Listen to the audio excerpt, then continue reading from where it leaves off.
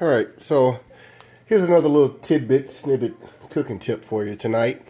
Came home, my wife had already cooked, so I was going to do steaks, but she already cooked, but I just got a craving for one, so I'm going to do one. This is a New York strip cut, bone in, of course. So this is my really simple method of doing it. So kosher salt and pepper already mixed, butter, and some fresh garlic. Obviously, I'm going to be using for oil, and I'm sorry, the bottle's kind of oily, but this is great oil that they sell, olive oil they sell here in Temecula. This is a garlic cilantro herb. So I got my skillet already heating up. I'm just going to dab some oil in there. Again, because this is olive oil, you don't need a whole heck of a lot to get it done. So what I'm looking at here is I'm going to take this, I'm going to get it nice and warm, and get everything rolling around in here. And then what I'm going to turn around and do, once I see this smoking, is I'm going to get this steak in here. Now, I had the steak sitting out for about 2-3 minutes. You want to get it to room temperature. You don't want your steaks to be refrigerator cold on the inside, because if they are, they're going to cook a lot longer. So you're going to see what I'm going to do with this thing is I'm going to give it a really hard sear on both sides, and I'm going to keep on turning it until I get it done. So it's really a simple process. So let's go ahead and get the seasoning going. So just, again, with your kosher salt and pepper, just go ahead and get it seasoned up like you want it. Okay, it's really, really simple. You know, the less seasoning, I like kosher salt because of the coarse texture of it, of course. You want to get that nice and seasoned in there, and I'll do the other side the same way. Again, this is only one, so this needs to be relatively short and not too long here.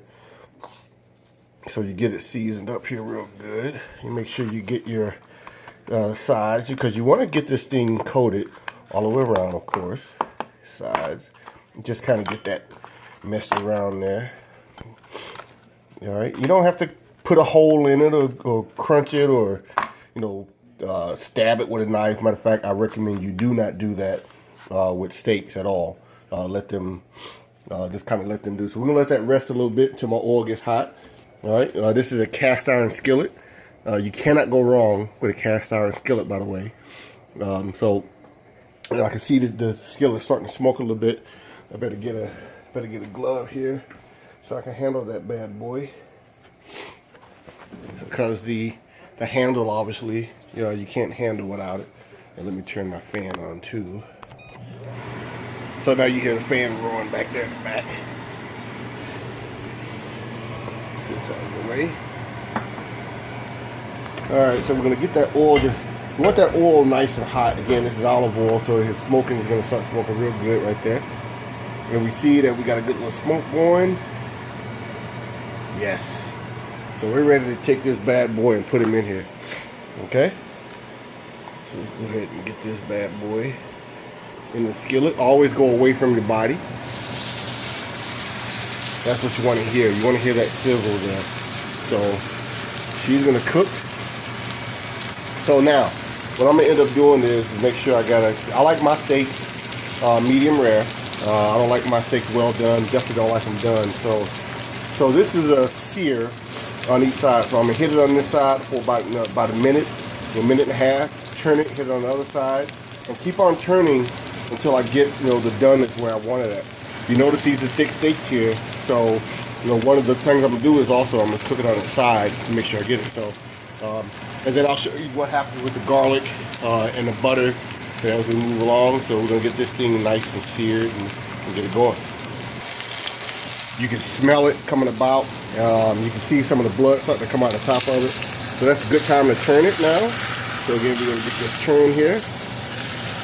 Beautiful color there on that side. Okay, so you see it's not burnt. Just got a good sear on that one side. So it's going to let this sear on this side for about the same amount of time, about a minute. Then we'll go again. Now, this is not a really expensive cut, cut of meat here. Got this from Stater Brothers. You know, about $4.99 a pound, so not cheap, but not really expensive either. New York strip, especially with the bone in. Not a tough piece of meat, but you're not going to get one really tender like, say, a tri-tip or a prime rib or a rib roast. You know, those are going to be really, really tender pieces of meat. So we'll get this, searing for about a minute on this side, and then we're gonna continue that flip over and over and over and over and over. So she's looking really good. So we're gonna go ahead and get it flipped over one more time here. There we go.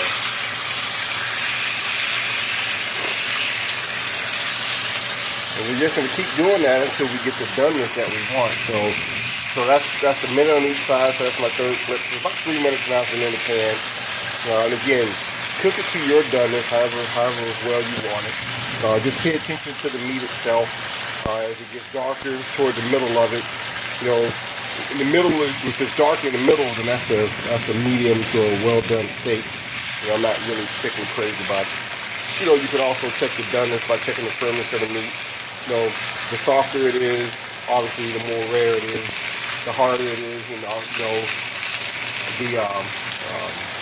the more well done it is. So, and you can also see just by the blood coming out of the meat that it's still cooking. So again, I don't like bloody, drippy blood, but I do like a little bit of redness and a little bit of redness to my meat. So that's what we're gonna get, a little bit of redness into it.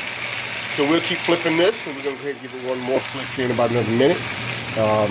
And then I'll show you what's gonna happen here when we get that really good butter flavor into it, and then we'll add some garlic. If you're a garlic lover, that's gonna be a good thing for you. You can load it down with garlic if you want, if you're a garlic lover. If you're not a garlic lover, then obviously you can bypass that. There's another flip there. And look at that. She is really coming out really good.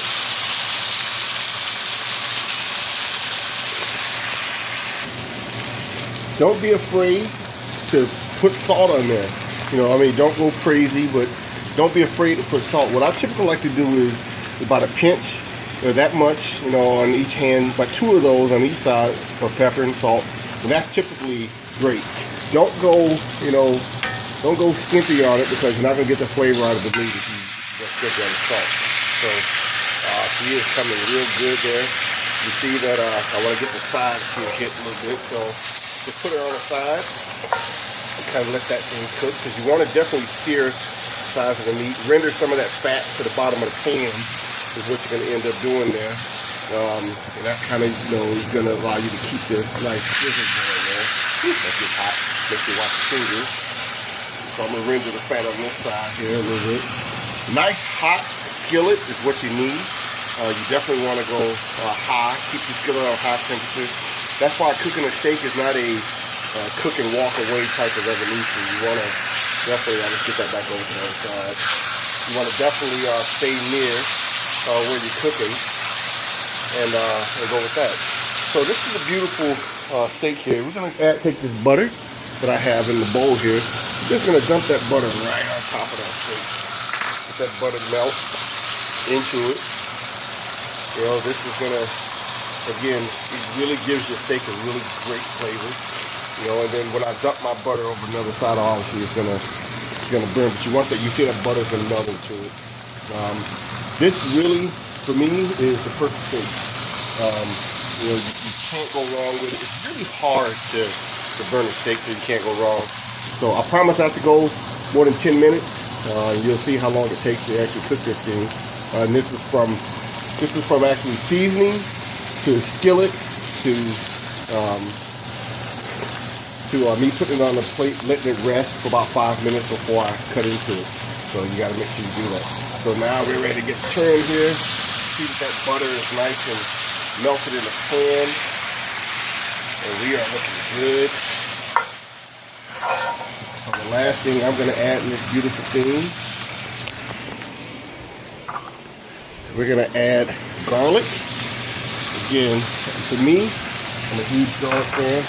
When I add the garlic now, you see I'm trimming my temperature down, because you don't want the garlic to burn, on the steak itself. You just want it to kind of get in there and get a good flavor to it. Ooh, yeah. You can smell it. Garlic smells delicious, wonderful. Fire is off. Again, garlic doesn't take long to cook or burn. So you want to be careful with that. You definitely don't want to have burnt garlic, because burnt garlic is horrible. So garlic goes on last. That's the last thing you do. Steak is done. We're going to take her out. We're going to let her rest. We'll cut into her, and I'll show you what it looks like on the inside. This is a medium rare New York cut steak. All right, so I know the light might be kind of bad, but there's the cut, if you can see it there. It is medium rare. Again, not too bloody, but definitely not too well done. And this is pretty much how I like my steaks. So I got a mound of rice, so I'm about to dig into this. So hope you enjoyed it. Get yourself a steak and try it out. Really simple. Enjoy it.